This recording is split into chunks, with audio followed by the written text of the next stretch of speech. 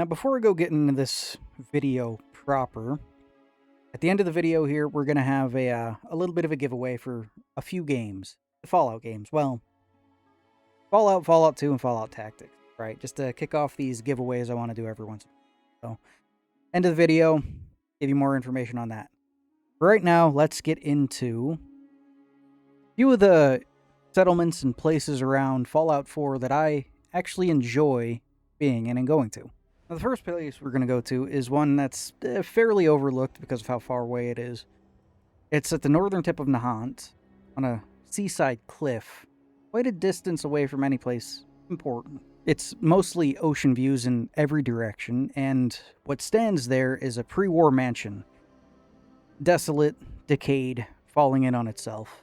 But it still stands. Surrounded by old, burned-out trees. Still don't know how that quite happens, but it's an eerie place, even when you turn it into a settlement, right? But I like how desolate and far away it is from everything. And the way it sits on a seaside cliff, the way it does, always screams the northeastern coast of the United States, right? The South has its beaches, the West Coast has its beaches, you know, the Gulf has its, stony shores and the like, but the Northeast has always had its cliffs, and it's just amazing. The gray skies, the damp atmosphere, just perched on a cliffside. It's great atmosphere for a place to go to in Fallout 4. Never been there. I suggest going there your next playthrough. Maybe make it your base. You know, something to come back to whenever you can. It's a nice little location. Now, the next location is one I've only been to a few times, because I don't really go into the DLCs of Fallout 4 when I play it, because they're not really the best made DLCs of Fallout games ever. This one's located in Far Harbor, though. It's the Dalton Farm. It's located on the southwestern coast of Far Harbor. It's perched directly on the ocean. The fog dehumidifiers, purifiers, removers, whatever you want to call them. The fog pylons, really, humming away in the background. Little dock that goes out into the ocean. And then just the fog all around you, right? Gives me Lovecraft. Gives me Lovecraftian vibes almost, right? What has been Innsmouth? Yeah, that's the feel I get from this place. Not overly complex, not overly out there. It's just one of those places that feeds into the cosmic horror that's existed in the newer Fallout games, and even in the newer tabletop RPG that has come out a year or so ago. Apparently, a little off topic here, apparently there's an entire ancient alien precursor city underneath the glowing sea. And there were even weapons made by the family that originally found it that can return people from the dead as servants.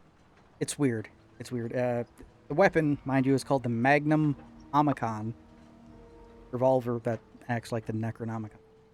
Couldn't figure that out. But yeah, no, it's they really lean into the cosmic horror part in that, which is pretty cool. The Children of Adam eventually take it over, and the Son of Adam, more importantly, uses specialized power armor with specialized crystals from one of the obelisks there that feeds his psionic power, since psychers are a thing in Fallout, and allows the old one that sleeps there to touch people's minds. It's real weird. It's a neat idea, though. I'd like to see a full-on Lovecraft-style DLC for a Fallout game at some point, but I'm off track, off topic. Moving to the next one. Now, the next area is one that's great if you love and want the feel of 1940s, 1950s on the coast in the Northeast. What else are you going to see but Lighthouse? Kingsport Lighthouse. I'm fairly sure the followers of Adam call this place home, and they have a glowing one up in the actual lighthouse itself, light room. Kind of funny. Using a glowing one to actually act as the beacon, which is weird. But it's a lighthouse, little lightkeeper's shack down at the bottom. It's along the coast. Lighthouses, if you didn't know, which this is kind of sad, not used anymore, really, since we have GPS navigation and the like. And I think radio location something or other helps keep track of where ships are and where they're not. And as such, many lighthouses have just kind of been abandoned. Actually, one group of people, Project Lighthouse, like watching their videos from time to time.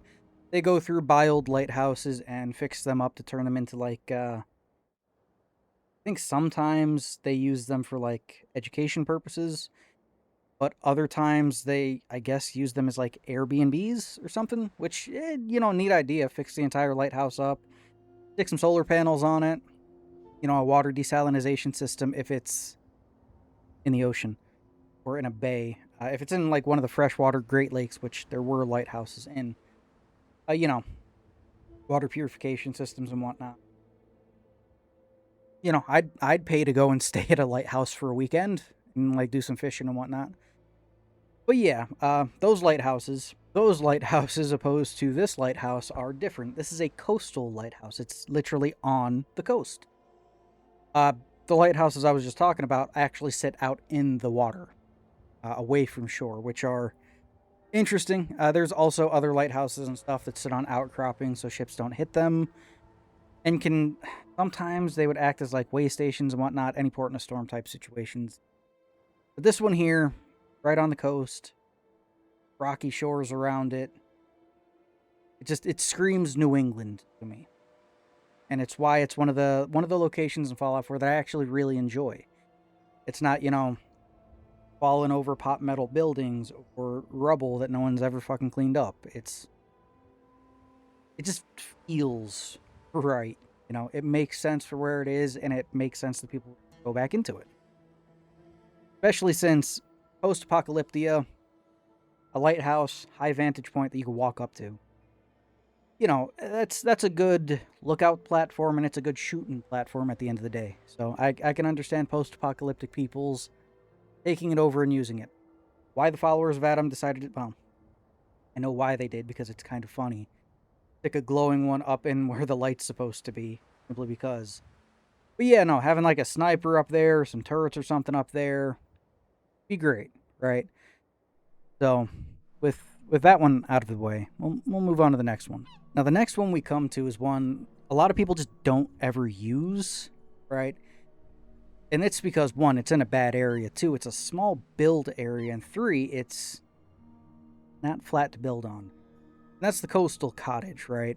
You got a bombed out house, a big hole in the ground. It's on a hillside. It's not really that good of a place to build. But that's also why I like it. It has character to it, and it feels like someplace someone would try to fix up because they used to live there, right? They were in the area. They just what it feels like to me. Someplace you're attached to so you don't want to let it go. Even though, when you first happen upon the place, there are Mirelurks, super mutants. I think it's Mirelurks. And there's a dead guy laying there. You clear out the enemies and whatnot, and you can take the settlement. I don't think it's too far from the coast. Not too far from Deathclaws either, which is kind of funny.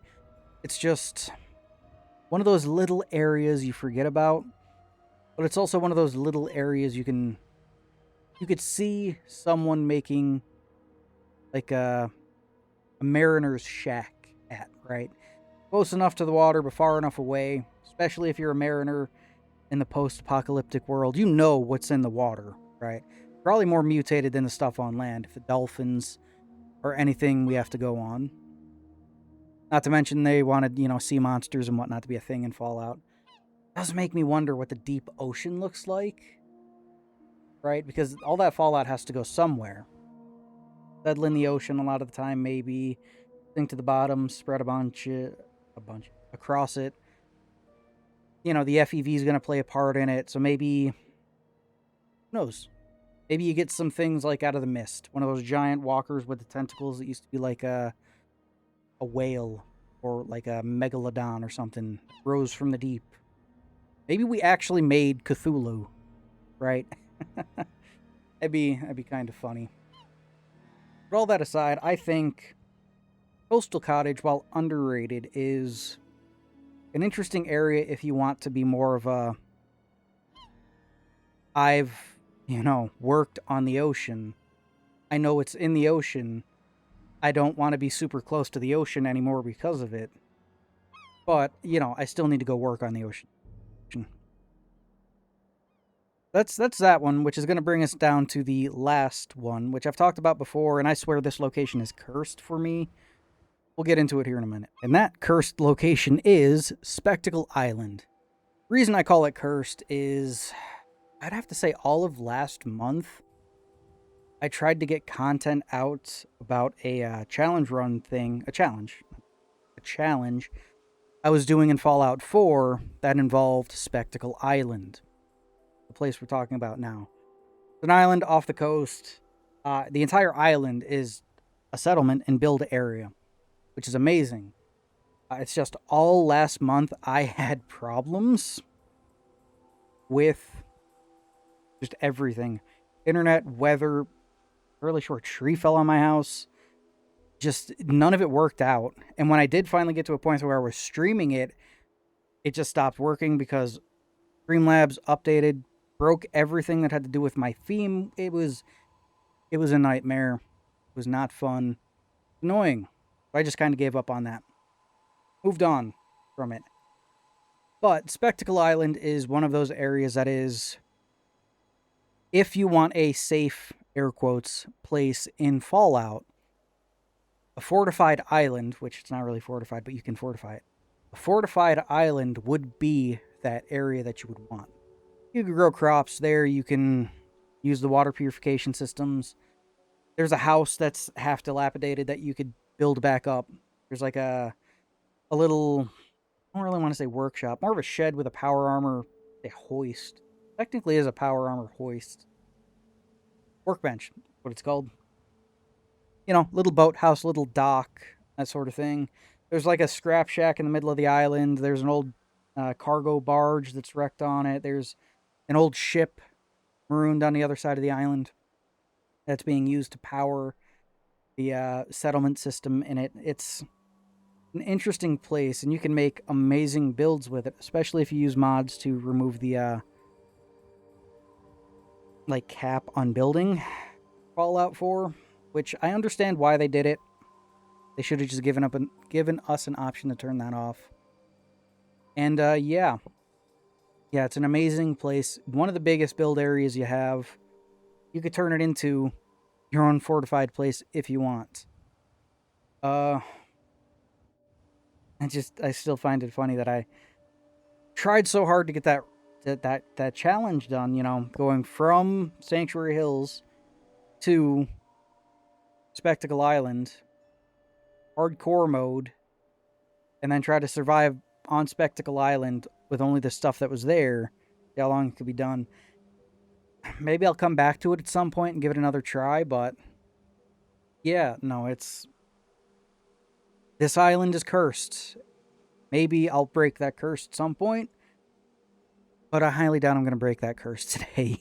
And now we come to the end of the video. Again, not super long or anything like that. I've been swamped with stuff as of late because it's summertime and people like stuff fixed and or built.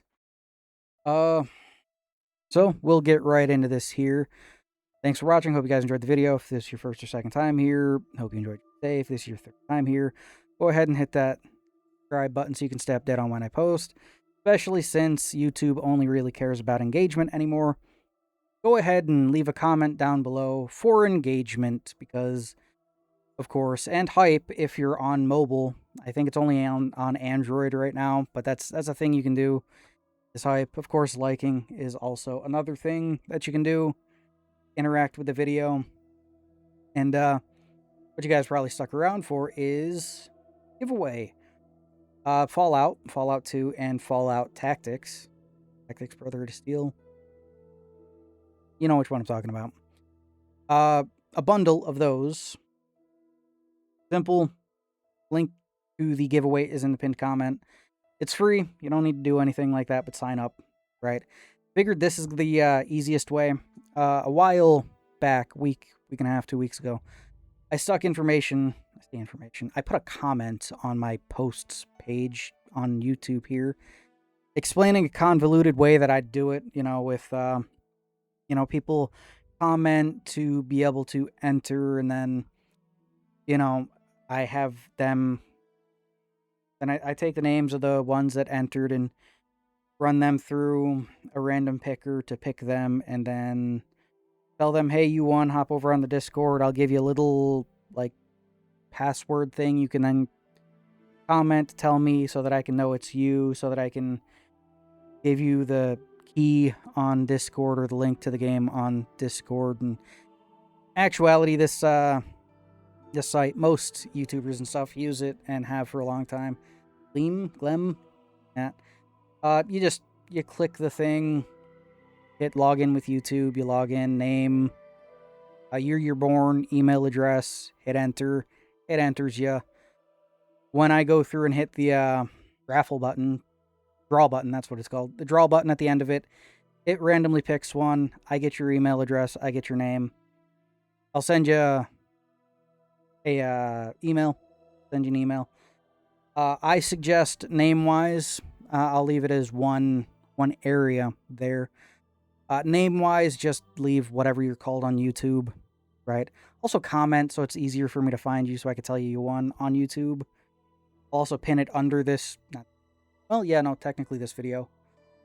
I'll switch out the pinned comment with the winner, which is why I'm saying leave your YouTube handle and whatnot, along with a comment down below so I can, tag you and respond to you so you get a notification. And if you want or not on that, so you know to check your emails. Because when I was testing it, it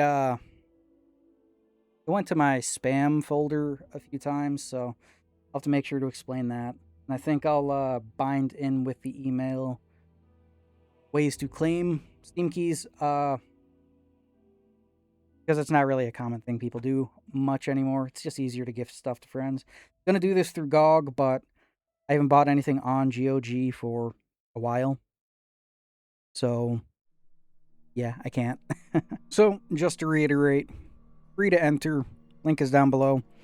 Use your YouTube handle so it's easier to find your comment. Also, leave a comment on the video here. And yeah, way it's going to go is this video explains it. The contest itself will go on until Friday. Friday, I will stop it. I will draw a winner.